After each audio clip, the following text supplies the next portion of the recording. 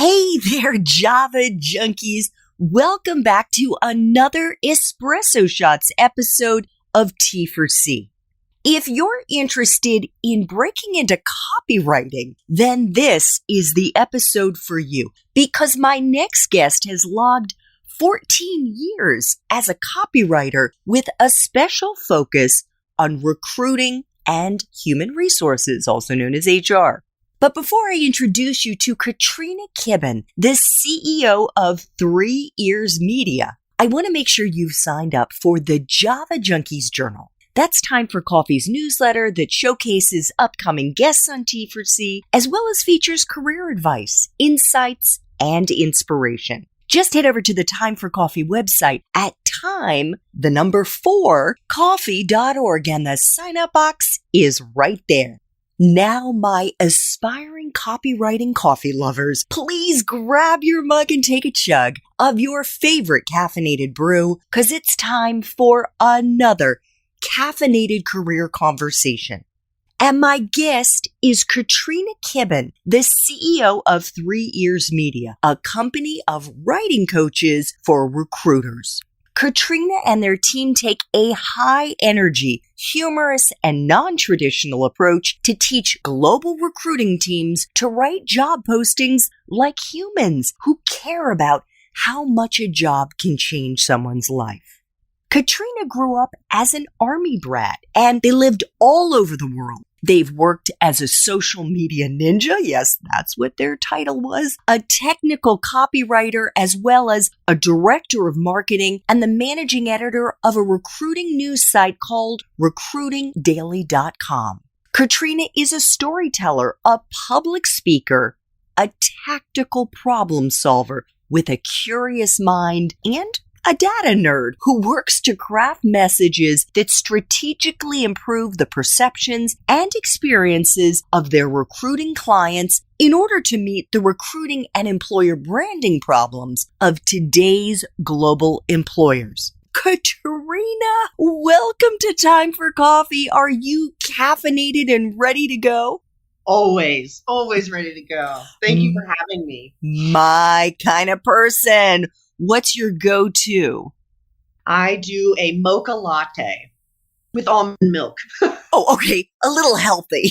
A little healthier. Yes. I love that. In Colorado, after all, we stick with our organic this and cream that. Which is why I should be living in Colorado and not in Maryland, because you're my kind of people for sure.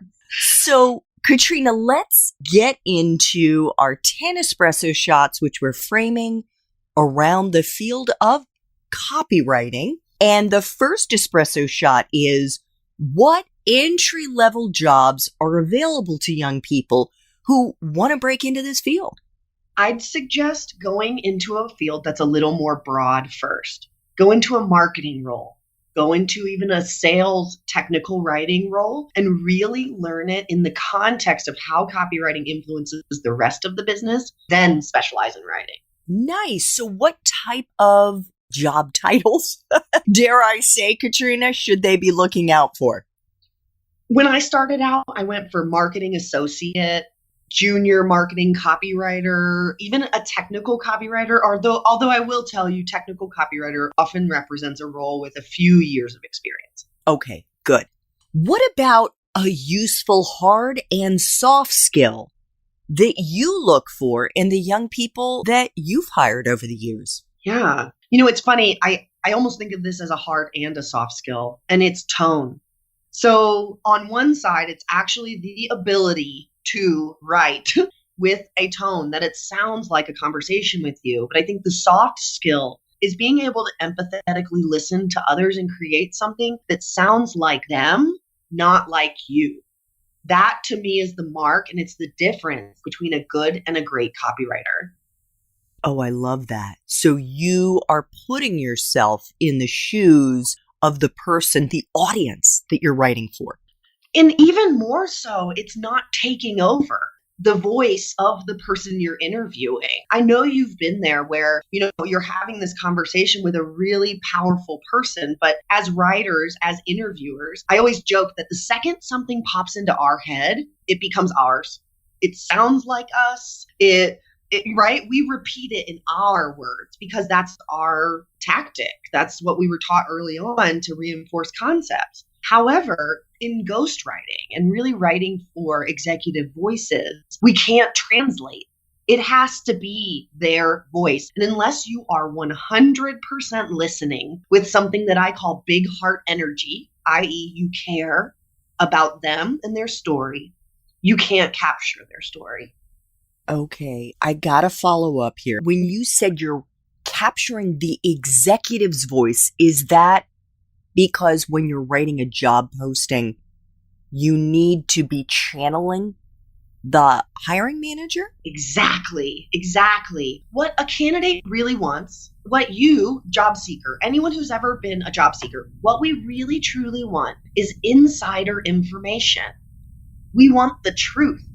And the best way that I can deliver the truth is by creating content that sounds like a great conversation with the hiring manager. That will psychologically, and I think there are also other digital components that will attract you to that job. Okay, thank you so much for clarifying. What about someone's major? Is it a deciding factor to get into copywriting? In other words, if they haven't studied English, communication, whatever, is it a deal breaker? Absolutely not. There is no traditional path that leads you to copywriting, and I'm probably the proof of that. I thought I would be a marketer when I went to school, and frankly, this is a little embarrassing, I couldn't pass business calculus.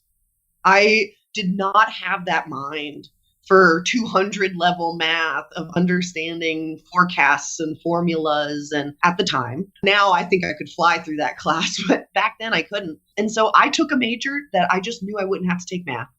And I have met copywriters with very similar and very different stories. Hell, I met a copywriter this week who was a software engineer at one point in their life.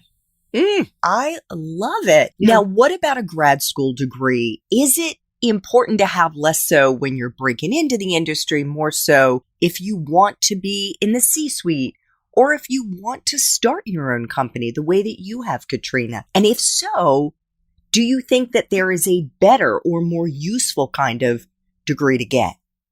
I mean, I'm a bit of a graduate of the School of the Hard Knocks, truly, because if you looked at my resume and then I did not tell you where I was today, you'd have no idea. And so I believe that chasing experiences, chasing work that you love is more important than having letters after your name. However, I think that is a function of the types of companies I've been at. And so I tell people that if you want to work at a big pond and be a small fish, i.e. a company with more than 5,000 employees, you'll probably never meet the CEO. You know the type of company I'm talking about. Mm-hmm. If you want to do that and climb the corporate ladder, if those environments feel best to you, go get that MBA. Go for it. You'll make your money back. Yeah. If you want to work at a small company and be a big fish in a little pond, which has been my path, you do not need the MBA. Never once have I considered that to be an important stepping stone, because in that context, it's what you do and how you do the work that adds anything to your name that you need to get hired. Awesome. What about life experiences, Katrina? So those experiences we have outside the classroom, whether it's a part-time job, volunteering, travel, speaking other languages. What do you think are the most useful kind of life experiences for someone starting out in this field? Honestly, I want to say variety. That's kind of what floated to the top for me. It's a little bit of everything, because in copywriting, our empathy comes from having a baseline understanding of a lot of things. As an Army brat, I moved a lot. I've experienced a lot of people, a lot of regions, and I had a lot of jobs before I graduated college. That informs my work every single day because I can ask informed questions. And I truly believe if you want to be a great writer, you need some lived experience to be able to provide context and ask the question that creates the clarity around the nuance, not just the obvious. Love it. So you are clearly so passionate about what you do. What is the best part for you, Katrina, of being in this profession? The stories I hear, they change me every single day. I get to talk to people who are looking for new careers, people who love their careers, and they tell me their why.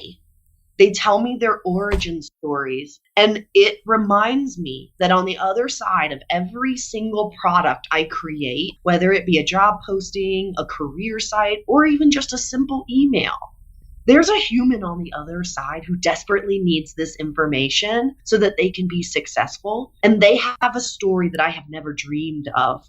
I think of the man who found his own cancer during a lab research and was told that he only had 6 months to live. Long story short, he found a treatment through his current employer. He became an employee because they saved his life. They matched him with a treatment for his cancer that changed and saved this man's life, extended his life, so that the day that he and I sat in that room and cried over the weight and the magnitude of life, he was celebrating his baby girl's 6-month birth. Oh my gosh. It's magic. These stories are magic. And I get the opportunity, my team, we get the opportunity to translate those stories into strategies that make people connect with work again, that remind them why we love our work. And I'll do that every day for the rest of my life if I get the opportunity. Yay. So even people like you who absolutely love what they do and feel that their passion and their purpose is aligned, when you are the CEO of a relatively new company, 3 Years Media just celebrated its 3rd anniversary. Congratulations. Thank you. There are aspects that are going to suck. So what is the part of your current job, Katrina, that sucks the most? It's funny enough, I work in HR, I work in talent, and the part that I struggle with the most is really developing and building the talent on the team. I have been an individual contributor for the majority of my career. That's a copywriter usually stays at a mid-level. They very rarely become the executive. And for me, when I did reach that executive level pretty young, 28 as a CMO of a 100-person company, I didn't enjoy that work because I prefer strategy to be less than 50% of my life, not more. And I find that as the business owner, you cover everything. And so I am always stressing and struggling a little bit with how do I make sure that this is a company where my team can belong, where my team can grow, and where they can become in the ways that my great mentors created space for me to become. And that's a big weight for me. And it's a big responsibility that I take very seriously. Oh yeah, for sure. 3 final espresso shots. What is the best career advice, Katrina, you've ever gotten? Oh, it's funny. I think it depends on the part of my life, but the instant reaction I have is the person who told me really early on to just listen to my gut, to stop chasing job titles, to stop chasing traditional paths, and to chase the work that made me feel alive. Oh gosh, that is powerful. Yeah. That is so powerful. Thank you for sharing that. So, what movies, if any, or Netflix, Amazon, Hulu streaming shows, or books do you think accurately depict this profession? Probably a little bit of Eat, Pray, Love. Really? Absolutely. There's an element of that movie right in the middle where they have conversations about forgiveness and forgiving yourself. And I'm sure most of the people listening have seen that movie, but if you haven't, and that message of forgiveness really clicks with you, I would encourage you to watch this. And here's why. One, it really taps into that idea that having so many experiences informs how we work. The second layer that I think is really interesting is that to truly have empathy, you must have some level of forgiveness for yourself. There's a lot of healing that happens when you experience stories at the volume that we do Great copywriters experience stories at a million miles an hour. And I think that if you have not addressed some things deep inside of you, if you have not really considered what joy means to you, what happiness means to you, it will create friction in your life to listen to stories constantly and wonder where you're supposed to be. I'm telling you, copywriting has changed my life. I'm really excited to tell other people about it. Yay, yay. Hopefully it'll change more people's lives as they discover it. So, final espresso shot. What would Java junkies be surprised to learn about copywriting? It's actually anthropology work.